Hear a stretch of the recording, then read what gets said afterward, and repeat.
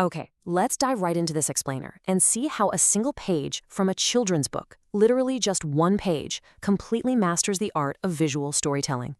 Welcome back, everyone. Today, we're doing something a little bit different.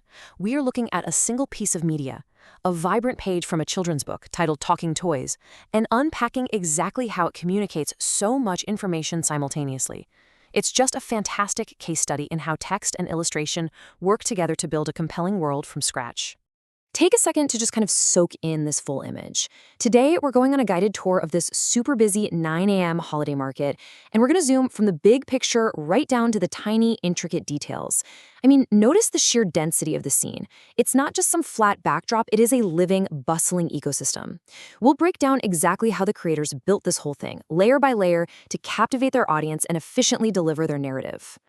Section 1. Setting the holiday scene.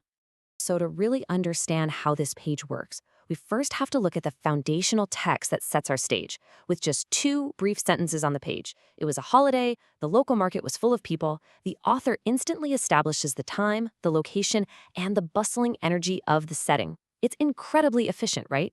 They don't waste precious space with flowery exposition. Instead, they give the reader the absolute necessary scaffolding. It's a day off, and everyone is out and about. That is the factual framework upon which everything else on the page is built. Now, what's actually really interesting here is how the text zeroes in on a very specific time, 9 a.m., to ground this fictional world in a relatable reality. Think about the effect that has. Giving an exact opening time turns this vague concept of a market into a concrete, physical place with rules and a daily schedule. It signals the beginning of the day's activity, which perfectly mirrors the start of our chapter. Section 2. Exploring market visuals. All right, let's move over to the visuals and see how the illustration totally explodes those simple sentences into a complex living world. The text simply tells us there were people, but the art maps this out beautifully. Take a look at the comparison here. The words give us a basic head count, essentially confirming there's a crowd, but the illustration gives us culture, demographics, and vibrant action. We see men and women in colorful, traditional saris and kurtas, varying headwear, representing totally diverse ages and roles. Over on the left, you have a vendor dynamically balancing a massive basket of goods on his head. The art is stepping up to provide all that rich context that the text intentionally leaves out. And this brilliantly illustrates the depth of the world building going on here. If you look past that dense crowd in the midground, you can see these fantastic shop awnings labeled dress and gross.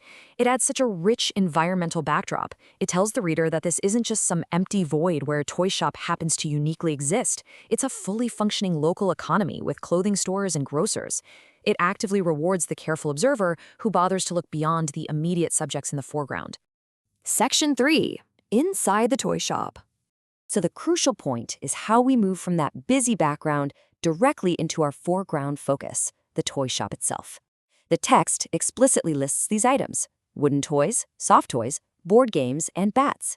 By itemizing the inventory like this, the author is effectively challenging the reader to a visual scavenger hunt right there on the page. It's this brilliant interactive element embedded directly into the reading experience.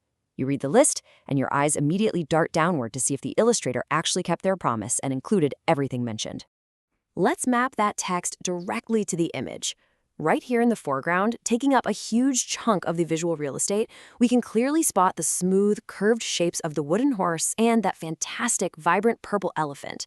Up above, we have hanging airplanes waiting to be grabbed, and over to the right, you can see the colorful, grid-based board games hanging up on display. It's a highly satisfying visual payoff to the textual setup.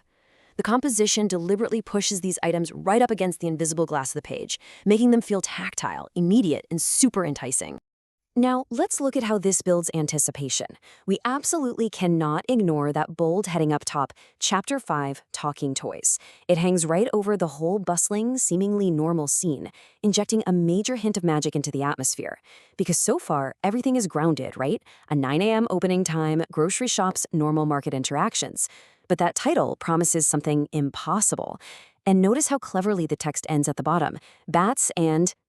It literally trails off mid-sentence right at the very edge of the page, essentially forcing you to turn it. It builds an incredible sense of momentum and suspense. Section 4. Visual storytelling power. So, why does this detailed breakdown actually matter for us as focused learners and visual consumers? Well, it highlights the incredible synergy on this page. Words build the frame. Art paints the universe. The sparse text provides the necessary scaffolding, the who, what, and when. But it's the rich, detailed illustration that truly captures the imagination and fills in all those sensory details. If we only had the text, the world would be flat and somewhat clinical. If we only had the art, we might not know it was specifically a 9 a.m. holiday morning. Together, they create a multidimensional experience that is far greater and honestly far more memorable than the sum of its parts.